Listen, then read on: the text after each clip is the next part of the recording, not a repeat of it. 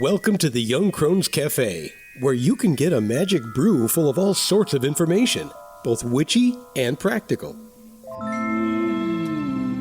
Grab a cup of coffee and join us.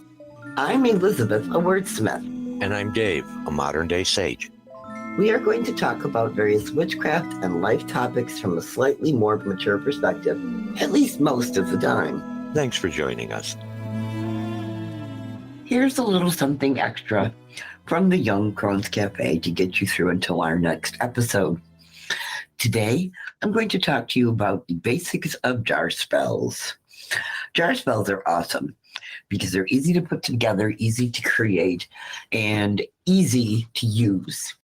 They're actually a physical representation of a spell. In other words, you can see it and be reminded of its purpose and what it is doing for your life.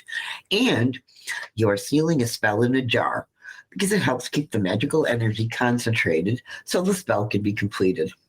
They're also portable, so you can put them anywhere. Witches have been known to make protection jars and bury them on the four corners of their property or outside their front doors, or even inside a plant in their house if they live in an apartment. Jar spells are very simple to create. As with any spell, the first thing you want to do is define your intent. In other words, what is the spell meant to do and when is it supposed to be done, and all of those other bits and pieces that you think about. Then, big deal, choose a jar. The important parts about a jar, it's usually based on how much space you have to keep it in, the type of ingredients you want to fill it with. If you're using larger ingredients, you might need a larger jar with a wider mouth to it, and what you have on hand. I have been known to recycle all sorts of glass jars in my house for various jar spells. One important caveat is to make sure it has a good fitting lid. There's no point in your magic leaking all over the place because your jar won't close. Now, the next thing you do is you want to select what you want to put into your jar to match your intent.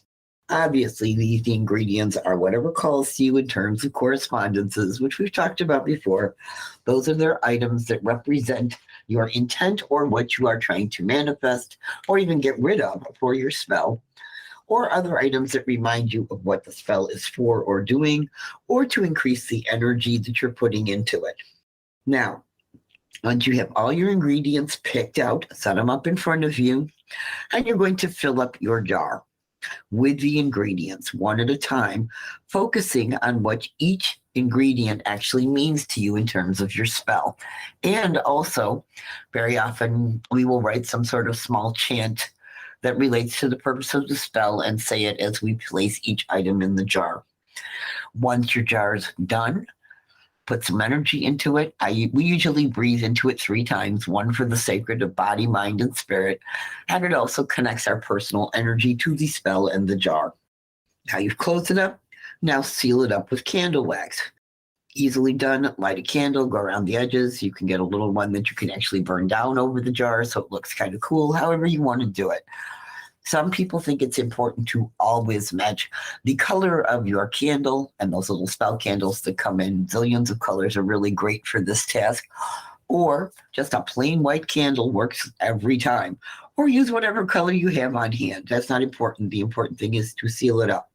Now, finish off your spell with some sort of statement about the spell being finished and that the results are going to manifest. Simple and to the point. Jar, fill, intent, focus on, seal it up, let it go. Now put it somewhere to go to work. You know, like I said before, many protection bottles are made for this kind of purpose. The point is to have the spell around where you can see it and know that the magic is happening. Jar spells are also a great reminder that you are magical and are working magic on a regular basis. And here's a funny little thought.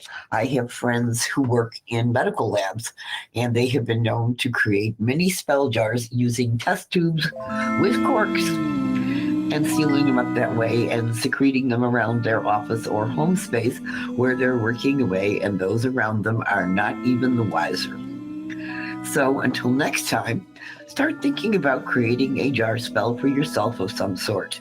You could use it to create an extra energy boost, create a little extra confidence if you have an important meeting or event coming up. You could use them, like I said, for protection, for money, for concentration. There's all sorts of things you can use them for.